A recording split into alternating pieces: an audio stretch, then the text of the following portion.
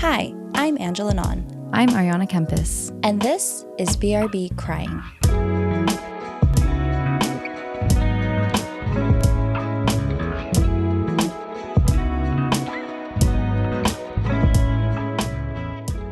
Hello, everyone. Welcome back to BRB Crying. I'm Ariana, also known as Arns. And I'm Angela, also known as Nins. And we're back. Did you miss us? Did you miss us? Oh my God. I missed us. Did you scroll our Instagrams every single day? Like, oh, when are they going to be back? I miss them so much. Did you re-listen to every single episode? Did you start quoting us to your friends? Yeah. If the answer is no, then you're not a true fan. No, but we are so excited to be back. Yeah. We missed you all. I missed the community engagement. Oh, yeah. The interactions. Definitely. Feeling connected. Feeling connected with everyone. Sharing something vulnerable and having someone be like, holy shit, I felt the same way. Damn, dude. I know. I got used to it. I was like, oh, this feels good. This feels warm. Yeah. This feels fuzzy. Yeah. And kind of not having that has been a little lonely. Did you cry about it? I didn't. I didn't cry about it, but I cried about other things. Okay. That's good. Keep the content rolling. Yeah. Mm-hmm. Gotta talk about something. Yeah. So how the fuck have you been? I've been okay. Yeah? Yeah, I've been good. I will say taking a little break from this was great for helping me reset. Mm-hmm. I was not sleeping very well before this break. I feel like things started catching up with us. There was a lot going on. Mm-hmm. And having this time to rejuvenate has been really nice for being able to breathe a little bit. One thing that I was excited about was so many people had sent recommendations for things to content to consume, right? Because we keep asking everyone to send us shit. Yeah. And they do. Yeah. But like I don't have time to actually get into it. But I actually started dipping my toes into it. So that was nice. Okay, yeah. I know. I started reading again. Oh, same. Oh my God. I have this goal on my Goodreads account. Add me. And it's like, babe, you're 9 books behind. But it's been nice to like just sit there looking at words and hallucinating, you know? Yes. I think that's the Webster Dictionary definition of reading. Looking at words and hallucinating. Yeah. That's cool. That's cool. Yeah. Oh, yeah. It's been great. Okay. How you feeling? Well, it's August right now, so Mercury retrograde is fucking me up. But it's okay. Well, I'll say the first half of our break was so wonderful. Did some traveling. Care to share where? I will in a bit. A bit. Okay. But it's really like coming back from summer break where like school is in session now. We should do this every year. Yeah, take a little summer break. It feels nice. It does feel good. Yeah. A little Christmas break A in little there Christmas too. break. This is a heads up, everyone. Don't expect us all the time, okay? Yeah. Yeah. We'll have a syllabus at the start. All right. Well, before we get into your segment, there was a sob story that was submitted to us over the break. And it was a short one. This is from my sister, Alexa. What is a sob story, Arns? It's been so long. I don't even remember. Well, a sob story is a reader submission. I keep talking about it as if like we publish a fucking newspaper. Sorry, a listener submission that is talking about a little personal story. Could be short, could be long, but something that made the person cry. And why? So this is from my sister, Alexa. Feels very weird coming out of my mouth because I do not call her that. But it says, subject, thank you. The message. So my coworker passed away and they announced it this week. I knew she was sick, but didn't know details. And I think she wanted it secretive that way. I couldn't allow myself to cry about it when I read the announcement at work. But now that I'm home alone, I posted on the group Slack channel a photo of us and some heartfelt memories. And I'm allowing myself to fully cry and sit in this grief. thank you for creating this safe space and the work that you do to help encourage us to feel our feelings. And thanks for sharing Taryn Delaney Smith's account and Denise. Oh. Excuse me. I like to think my coworker is up there having fun with Denise. Thanks, Lexi Poop. Thank you for sharing that very vulnerable moment. And thank you for allowing yourself that space and that grace to feel those things. That's one thing that I really hope people take away from listening, that they too can have this haven with us by themselves and just getting comfortable and sitting in those feelings. Yeah. And I'm really glad that Taryn Delaney's content was able to offer you that comfort.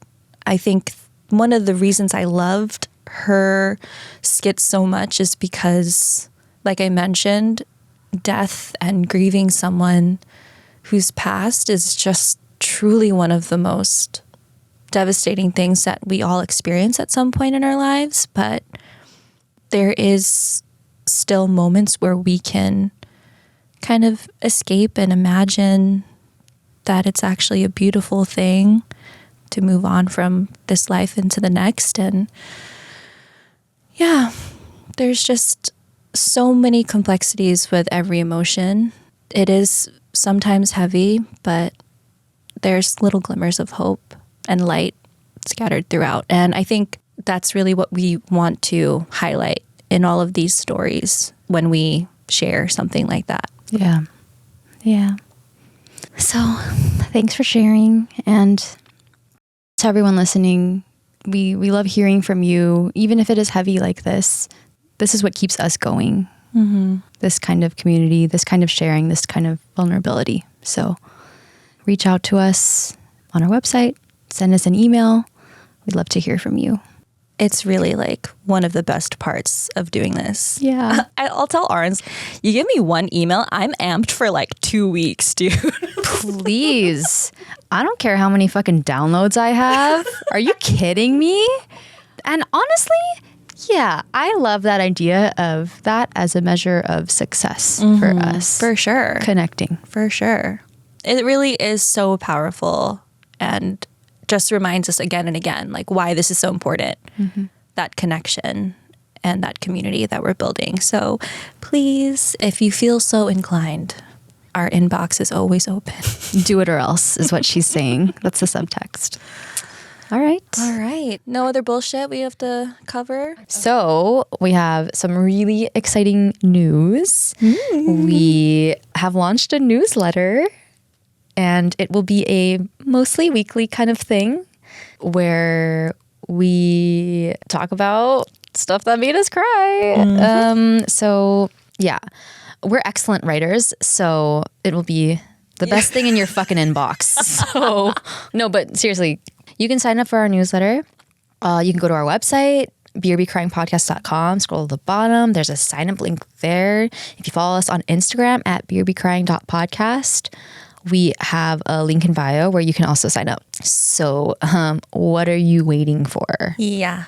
So yeah, if you love our content here on the show and you want to, let's say, know a little bit more about us or hear some of our recommendations that we could potentially cover in a future episode, or just want to know what the fuck's on my fucking TikTok For You page and understand why I'm crying all the time, you can scroll through some of the links that we'll drop and just get more content, I guess. Yeah. There's a lot of stuff that makes us cry that we do not talk about. And that's another reason why we wanted to start this, because there's just so much that we're never going to get to cover. But there are so many things that we feel like our listeners would enjoy having a little glimpse of, having a watch of. If you're like, this hour is not enough, I need more. Which I know you're all thinking. We are here to answer that prayer for you. Yeah. So sign up. Sign up. All right. All right. Should we just get into it? We could. All right.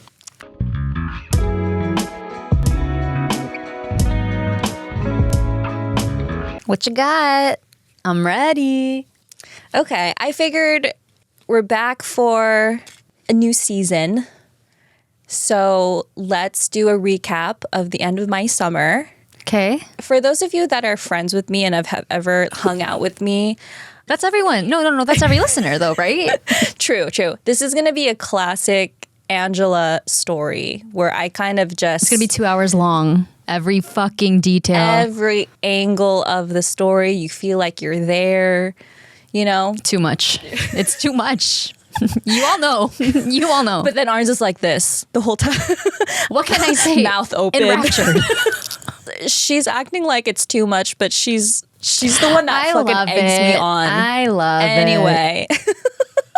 So today we're going to be talking about a moment that I experienced while on vacation. And for my last trip, I spent 1 week in Turkey, and then I spent another week in Tanzania on a safari. So this specific moment is going to be on my Tanzania segment of the trip. So yeah, how the fuck did I even find myself in Tanzania?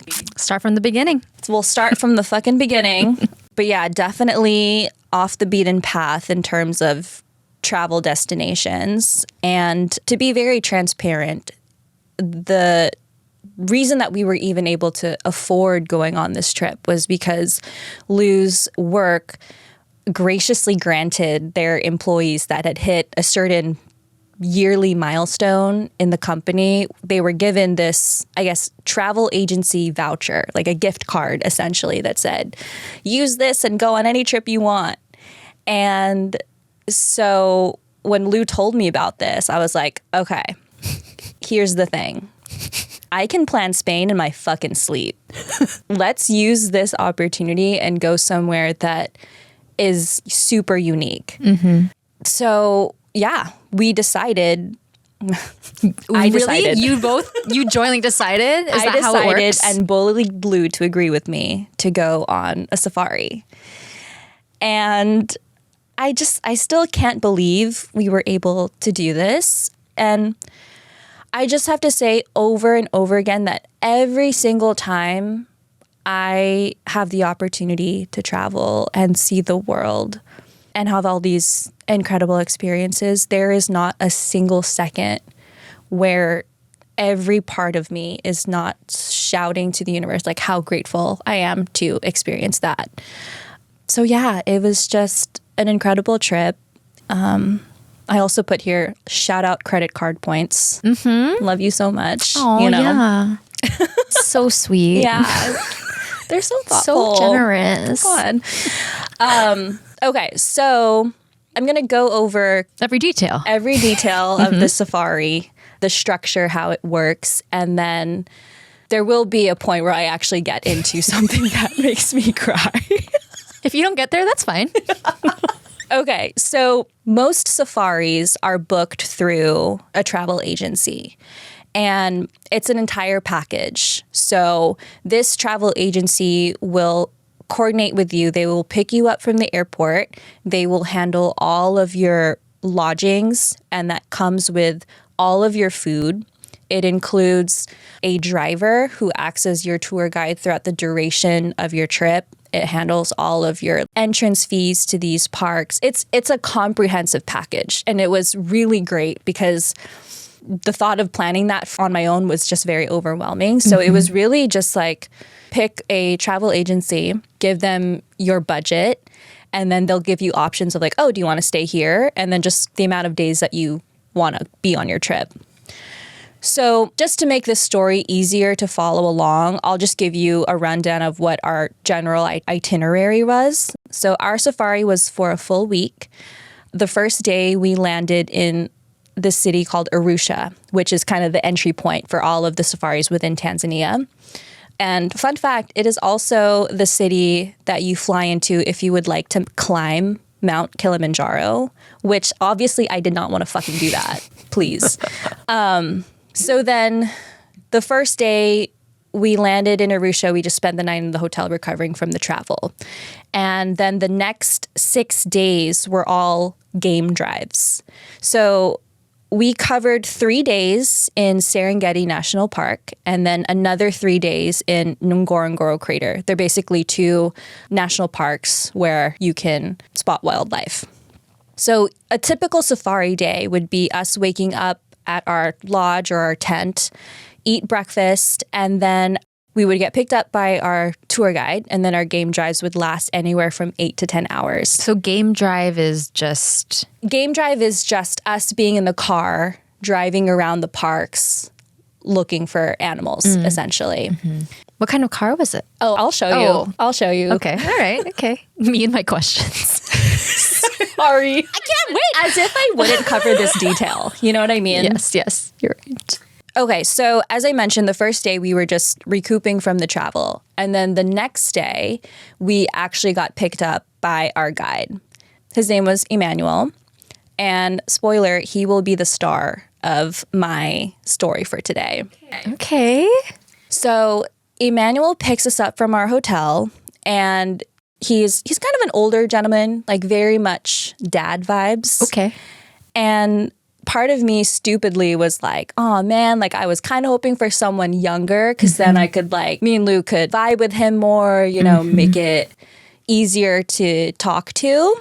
But of course, right off the bat, Emmanuel was so the sweetest, just so friendly, and just really genuinely excited to share his country with us.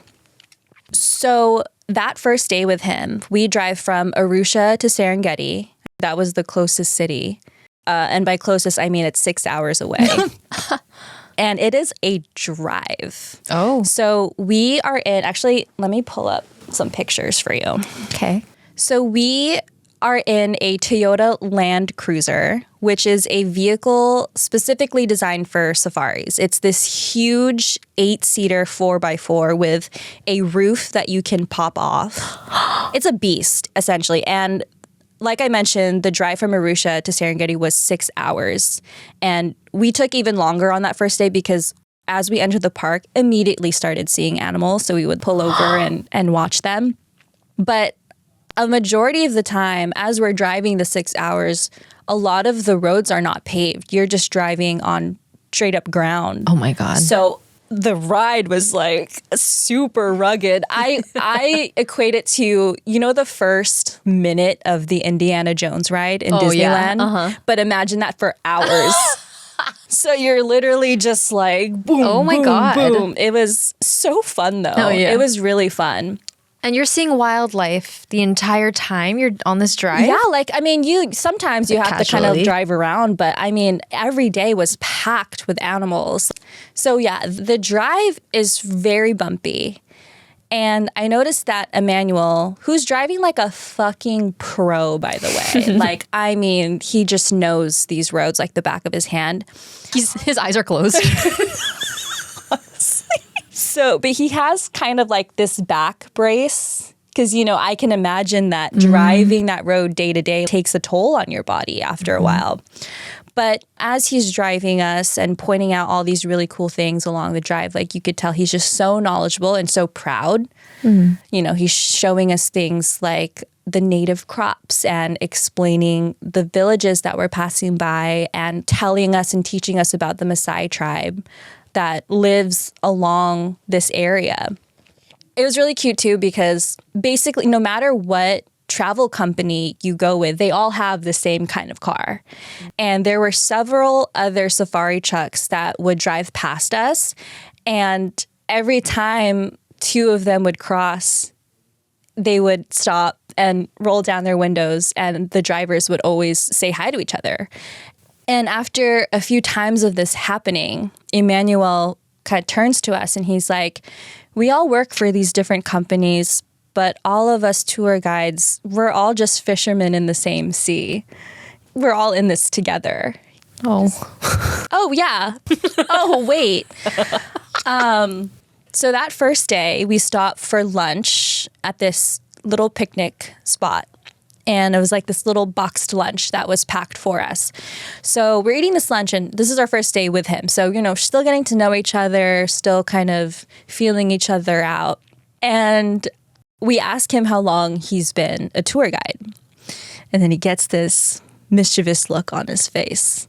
And he's like, yes. And, I could tell that obviously it was a super long time, but I'm just kind of goading him. And I'm like, 5 years? He's like, nope. 10 years? Just like totally amping him up. 20 years? And he's like, little more. And I was like, what? He goes, 22 years. Wow.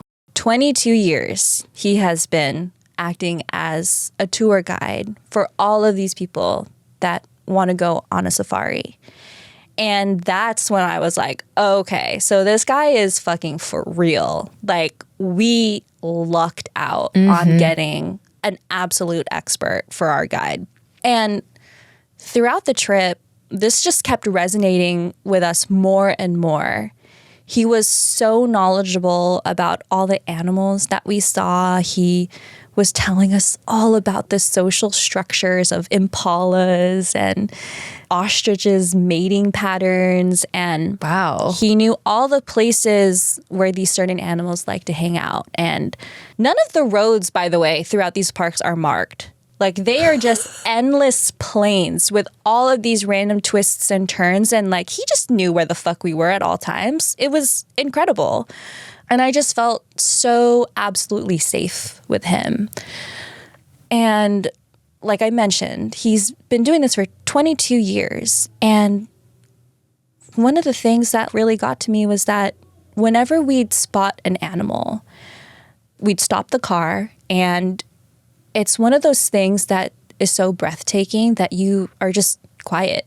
There's just no words. So as we're watching this herd of 20 elephants passing by, knowing that he had been doing this for so many years, I was so like touched by how he still himself was marveling. And there were many times where, we'd be watching this animal and you could just hear him whispering like, oh, magnificent.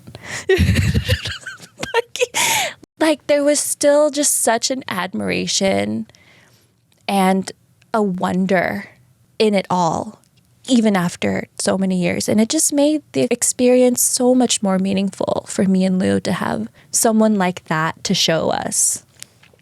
So are you done? So is it my turn now?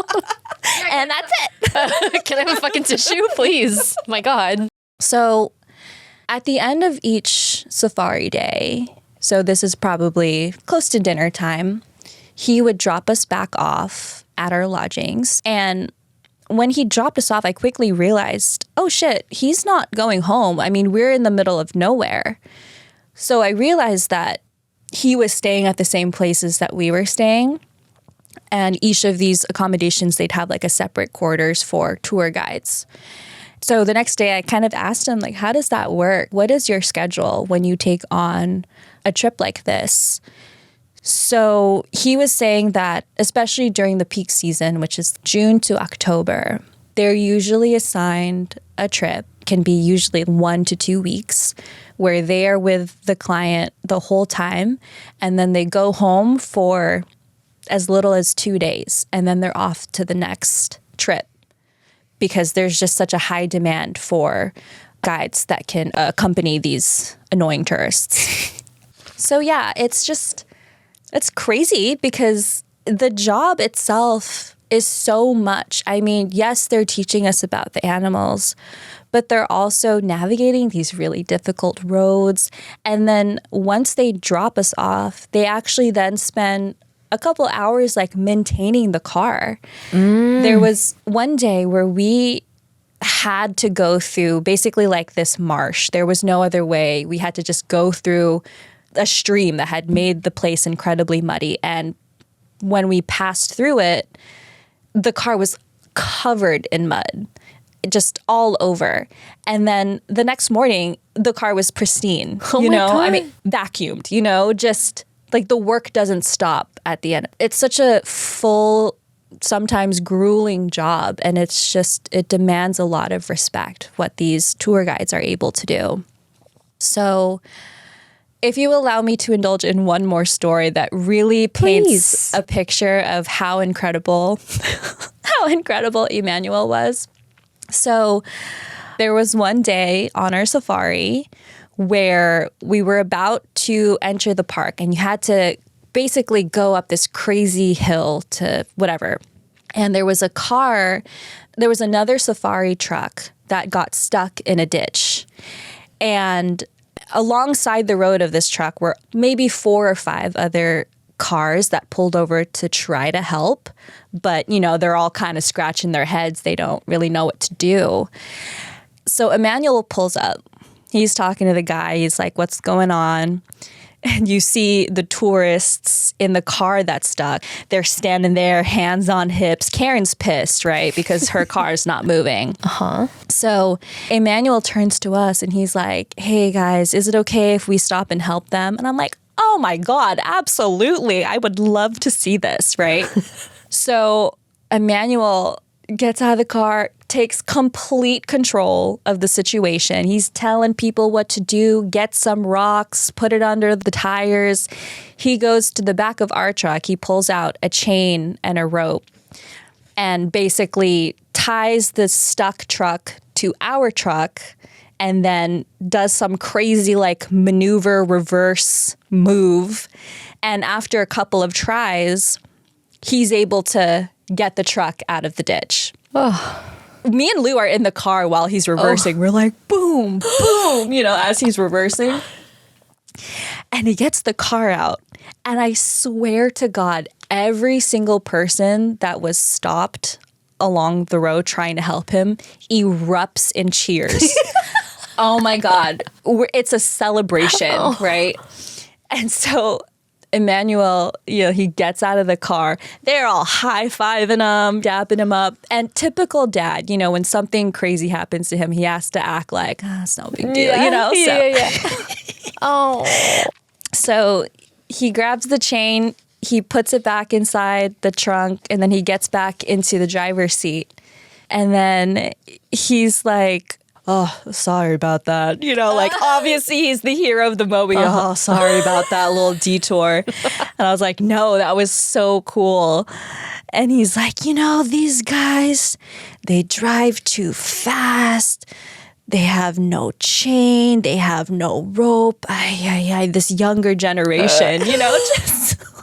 Oh my God. Just the GOAT, just so incredibly lucky to have had him.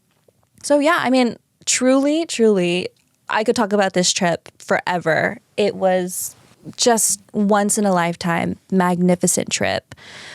And I know I didn't spend too much time talking about the actual animals, but I really just wanted to give everyone this very full picture of who Emmanuel was, because I think it makes the ending of the story even more impactful, just knowing how wonderful of a soul he was.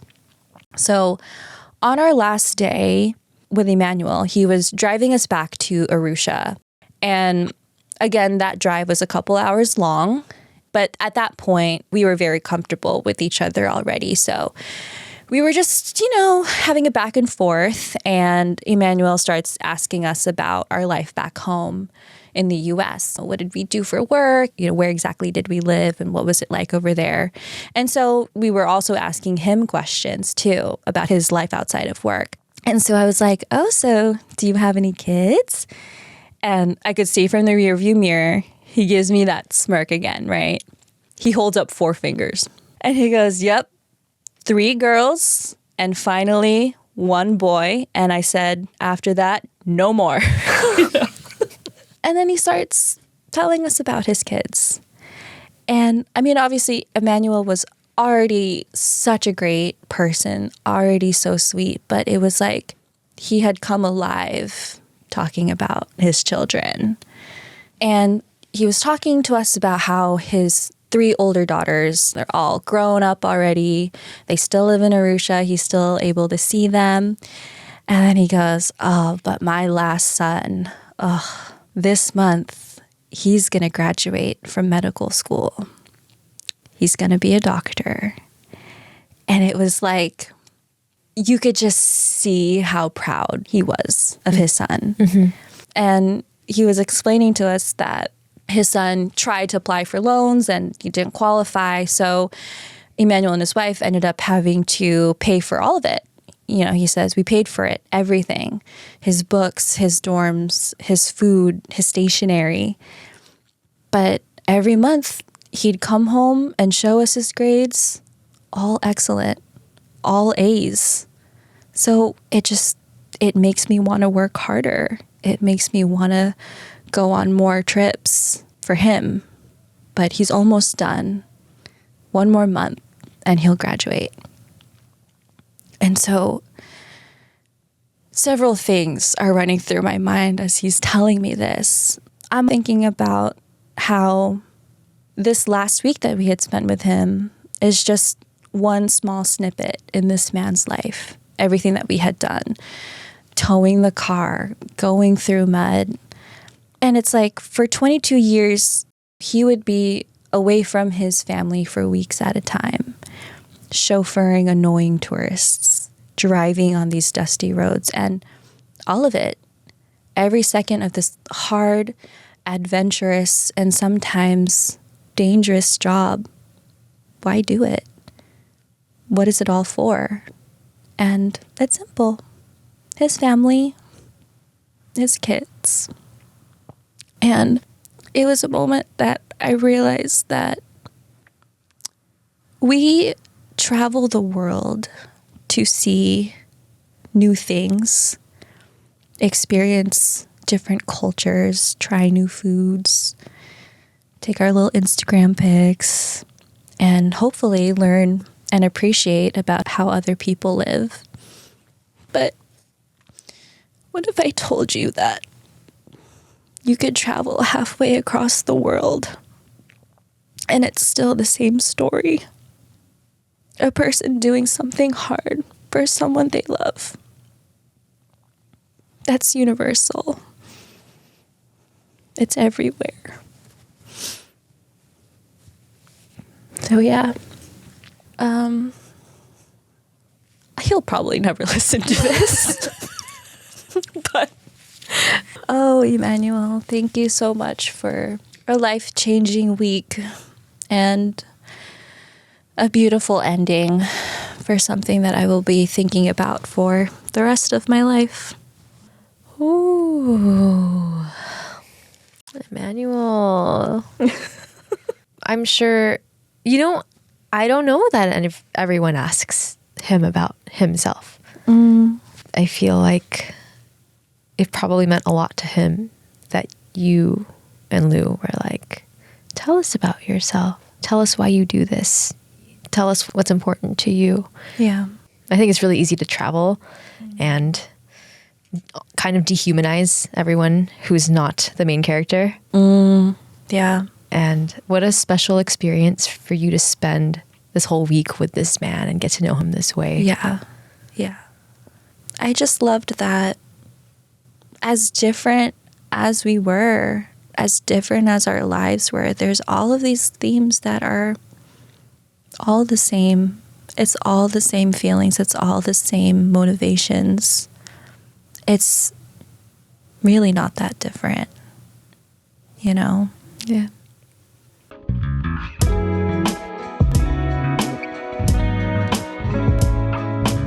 All right, fuck me up. Okay.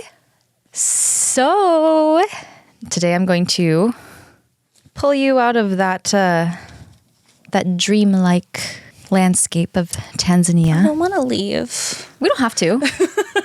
Okay, so we are going to exit. Hard pivot. Hard pivot.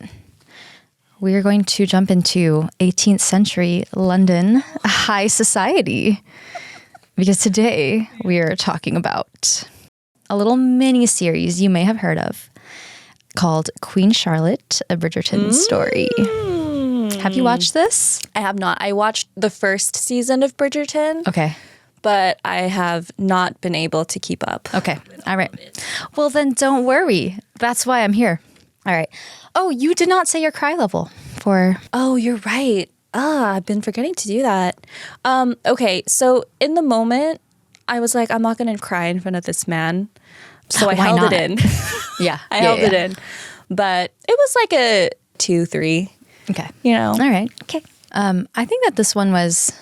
One part was a 2. Okay. And then there's another part that was like a 6 or a 7. Ooh. Yes. Okay. So yeah, I mean, I figure audience members will be split between, yeah, I fuck with Bridgerton, and no, I will never watch that. Okay, elitist. Yeah, please. Jeez. You're just better than everyone, I guess. So I'm going to give some loose backstory. Of course. So the Bridgerton universe is based on the Regency romance novels by Julia Quinn. Basically, that means they're smut-filled period pieces. And they were made into a Netflix original series. And Did you read them? I did not read them. Okay. I probably never will. Okay. That's fair. My mom has read them. Oh, okay. Anyway, We'll revisit that later. maybe let's cut that out. Okay, so the Bridgerton family is this fictionalized, wealthy London high society family. It's 19th century because it's the 1800s, which is very confusing, but I went to school. Okay, elitist. I went to school, so I know what 19th century means. Season 1 came out in December 2020. It's about the eldest daughter of the Bridgerton family, Daphne, and she's coming out on the market as looking for a husband. It's pretty solid, fake relationship, enemies to lovers, Every trope that I love. Oh, yeah. Okay, can I just say, I fucking love a fake dating trope. Yes. My absolute favorite. Send them my way, Yeah. please. Yeah. My favorite. Who doesn't? Is that your favorite? I think so. Yeah? Yeah. Well, I also weirdly like I don't know what this is called, but like you find out that the family is like insanely wealthy of the person that you're dating. I don't know what it is about it. Maybe because I'm like, that's not me. It sounds nice.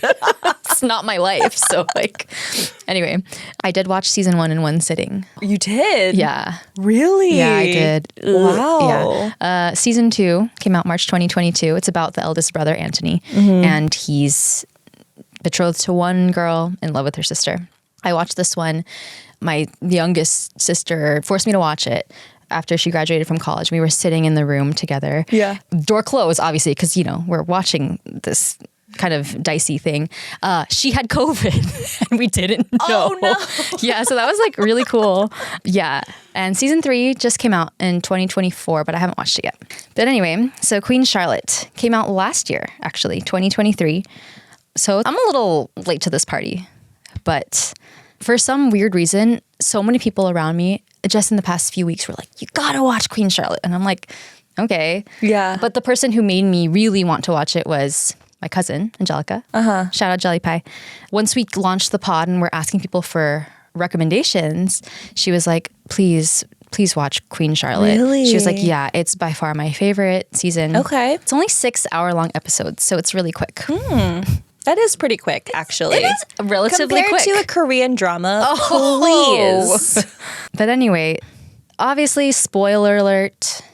If you're like me, you don't want to know shit about anything, just stop. Come back to this.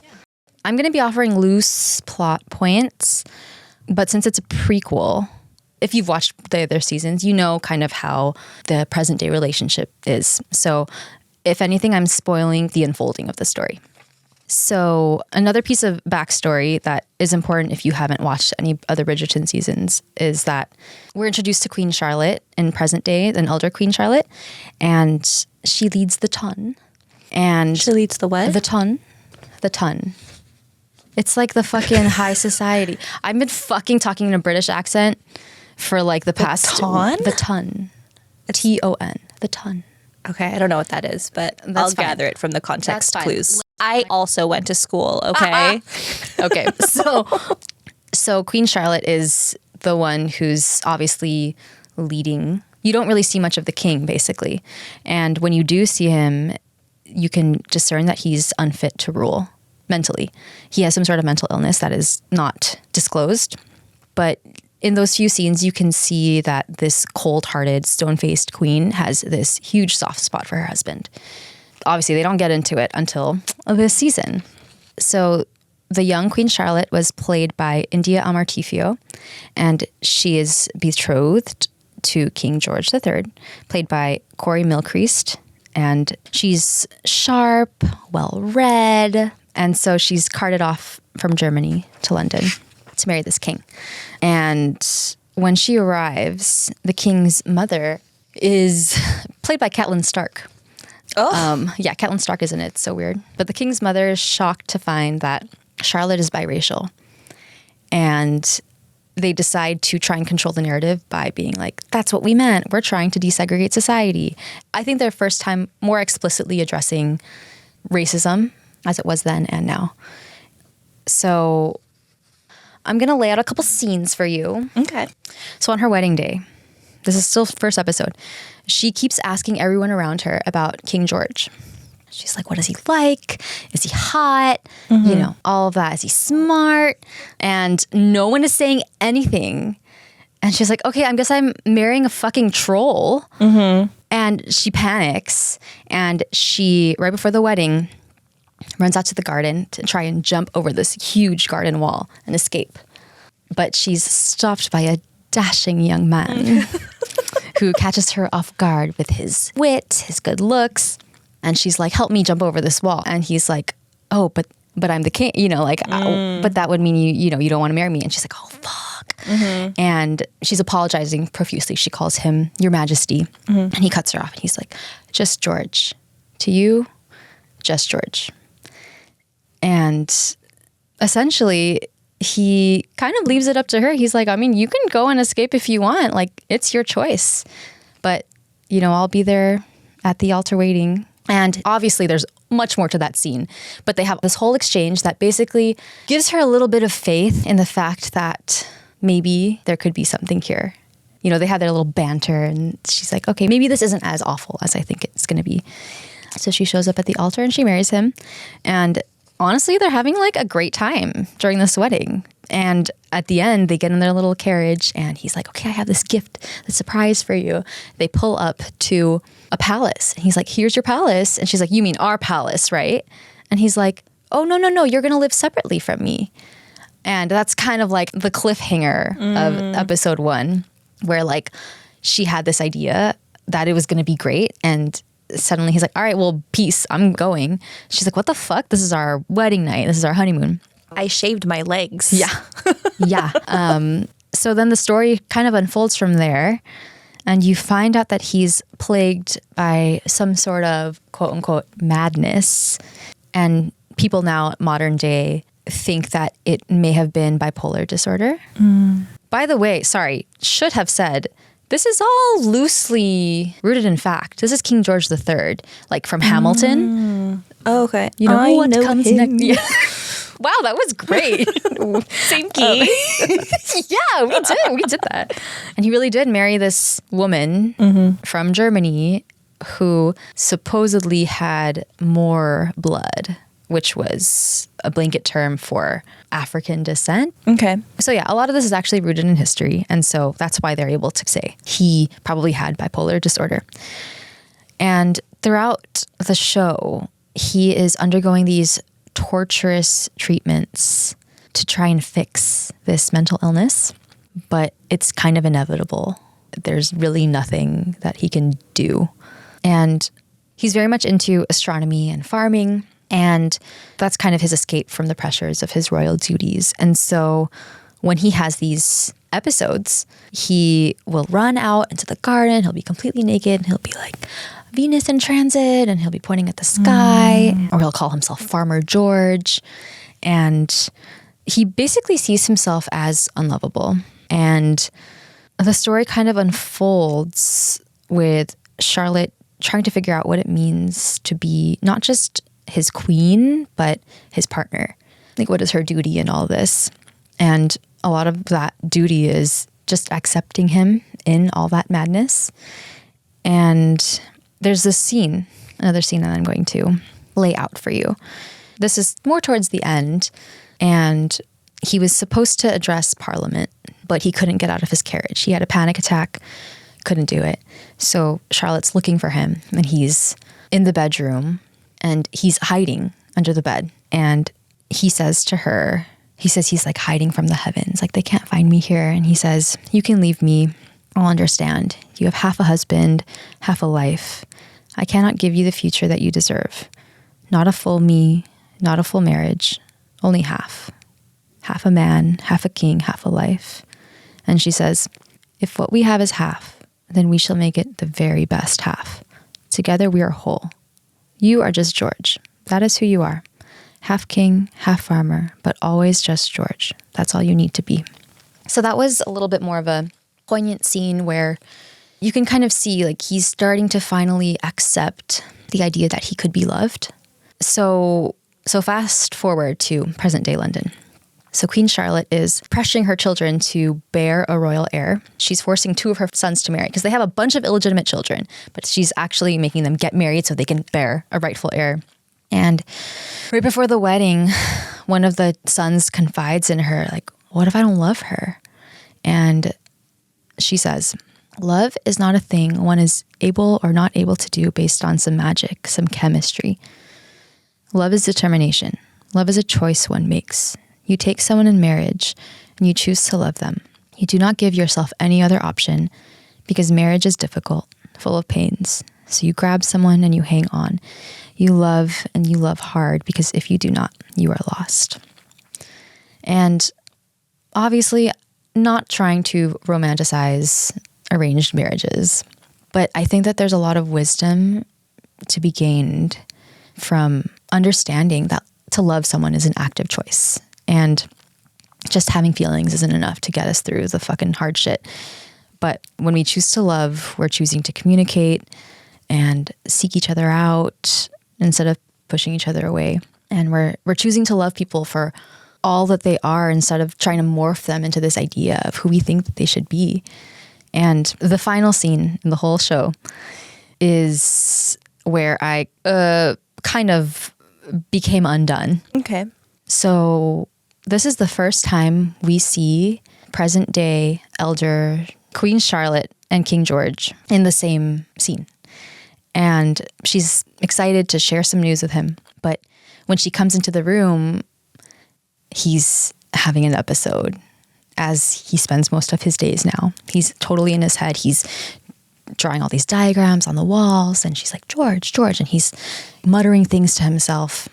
She's not connecting to him. So she crawls under the bed and she calls out to him, just George, Farmer George. And it's like she's speaking to his heart. And they have this whole conversation, but essentially he says, Charlotte, why hello? And he reaches for her hand and they kiss. And at the end of this conversation they have where after she shares the news, he says, you did not go over the wall. And she's like, no, George, I did not go over the wall.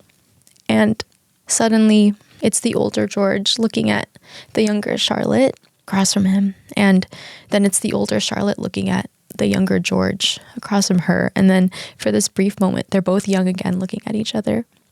And I could not breathe. I could feel it like in my chest and my throat. I was like, oh my God, it was a lot. And like, that's how it fucking ended. But I think it just really got to me because there's this wonder in his voice when he's like, you didn't go over the wall. He's saying like, you chose me back then and you keep choosing me now. And all these years later, we're still here. And going back to love being a choice, it's this act that we carry out with such intention. And when things get hard, one of those choices that we make is reminding ourselves what it was like, how it used to be and how it used to feel. And even in those dark times, even knowing what lies ahead, we can choose to be playful and light. And we can remember to call each other back, call each other home. And even if it's just in our memory, just looking back on those times, it can be sweet again. So, yeah. That's part of why I didn't want to show you the video, because I was like, oh, I will probably become undone again. I don't even think it's necessarily like, oh, we were young. And I mean, in our cases, it was quite literally being young again and remembering that time. But I think just remembering to look for that lightness and seek it out. Yeah. like I mentioned, I only watched the first season of Bridgerton, and that's your classic, like, butterflies and all the exciting parts of a courtship and a crush and passion. But it sounds like this season is really about the endurance of love. Yeah. Like what happens after. Totally. What happens behind closed doors, what happens once it's tested. Yeah. And that is an even better story. Truly. It was definitely heavier than the other seasons because you know what it's like in the present for them. But it was a really great story to be told. Yeah. That makes me very sad to know that King George's expectation was that no one was ever going to choose him. And yet, when someone does, it transforms him. Yeah. He realizes that he's actually worthy of it, you know? Yeah, that's the whole fucking show. It's That's beautiful. It's really good. Yeah. Yeah, it's not the ooh la di da. Yeah. Dear readers. There's a little bit of that. But Yeah. it's definitely a heavier. Which in retrospect, I'm like, wow, all these people around me who were like, you gotta watch it. It's so good. Yeah. I was thinking it would be lighter, but then I think about the people who did recommend it to me. They're literally 4 different people. And I think that they all just kind of get the beauty and the pain and the suffering and the complexity of it all. Yeah. I'm thinking about how when people are, it's like they use the medium as a way to communicate what they can't put into words sometimes. It's like, it's so good, but what are they really saying? Marriage is really hard. Love endures. There's hope. Yeah. Yeah. You know, babe, send it to us. We'll explain it for you. Yeah. We'll find the words. We'll find the fucking words. Yeah. That's beautiful. Yeah. You know, I highly recommend anyone to watch it. Again, quick watch. Yeah. A mere 6 hours. Yeah. So, yeah. Well, here we are. We did it. I know him. That can't be. That made me sad that, like, We make fun of him in Hamilton. yes, and that's his reputation. Farmer George. He lost America. Oh. Yeah. Yeah. Ooh. Complex dude. Ooh, you know what? Let's stop there. I could cry again. I could fucking cry again. Yeah. So, we really hope you liked this episode. Sorry that we focused on men today, but that's okay. I mean, I think that what we focused on was remembering why you do things. Trying to tie both of them No, together? I don't know. Honestly, when you were talking, I was like, I'm gonna fucking cry again. When you were talking, I was like, oh, these are people who are doing things that aren't very easy. They have a reason why they're doing it. Like when you were saying, Emmanuel was like, oh, majestic. It was like, I'm sorry, this is the outro. And we're crying again. But he's still enraptured by it.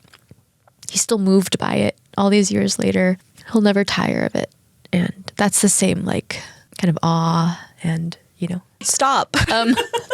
Whoa. Okay. Well, we hope you like this episode, and please send us your sob stories. Send us your cry recommendations. Give us 5 stars. Sit down in your laptop, write that lengthy review about how we are funny and just so smart. We have way more listeners than reviews. So let's do the fucking math here. I'm talking to you. You know who you are. All right. So again, like we mentioned, please sign up for our newsletter. Again, we're excellent writers. We went to school. We went to school. So sign up, follow us, all socials, brbcrying.podcast. Reach out to us, hello@brbcryingpodcast.com. Yeah. Can't wait to hear from you. Yeah. Thank you again for listening. It's so good to be back. We missed you so much. All right. Well, I guess that's fucking it. fucking it. See you next week. See you next week. But until then, BRB, crying.